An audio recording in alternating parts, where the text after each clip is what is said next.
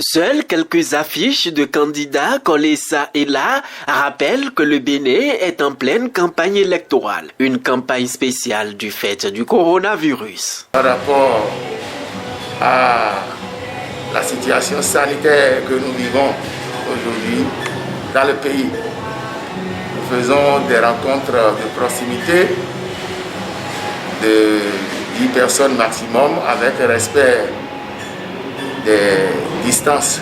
Nous, systématiquement, quand nous allons vers les populations, nous partons avec les masques et sensibilisons sur les gestes barrières. C'est d'abord notre premier message puisque la première sécurité, c'est aussi la santé.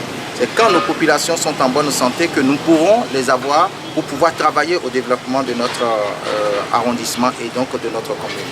Donc nous essayons de travailler à la sensibilisation de la population sur ces gestes barrières pour après passer le message politique qui découle aussi du respect citoyen des consignes gouvernementales. Et donc voilà comment est-ce que nous faisons cette campagne qui est quand même du reste très compliquée parce qu'il faut multiplier les contacts de proximité, ce qui veut dire mettre beaucoup plus de temps, donc être disponible à expliquer davantage. Timide démarrage de la campagne électorale, qu'on soit à Cotonou ou à Lada. Tout se joue sur les réseaux sociaux. Des web activistes qui sont à notre disposition et nous envoyons les messages par WhatsApp et par Facebook. Nous discutons avec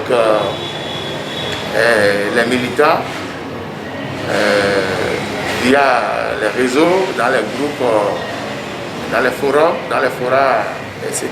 Spéciale campagne électorale donc pour les communales de 2020 au Bénin. Mais les candidats attendent le déconfinement progressif qui démarre ce 11 mai au Bénin pour mieux se valoriser sur le terrain. Pour le moment, tous les moyens sont permis pour se vendre.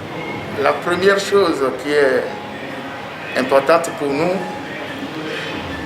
c'est de faire en sorte que la décentralisation soit participative, c'est-à-dire faire en sorte que les populations de Cotonou soient plus proches de leurs élus et que les investissements que nous allons faire soient des investissements souhaités. On a des ambitions particulières et surtout nos relations qui nous ont permis déjà dans notre métier, je suis un professionnel de la solidarité internationale, de travailler sur des problématiques de développement qui touchent les pays du Sud, notamment la lutte contre la faim, l'accès à l'eau, la sécurité et surtout la formation et l'emploi des jeunes.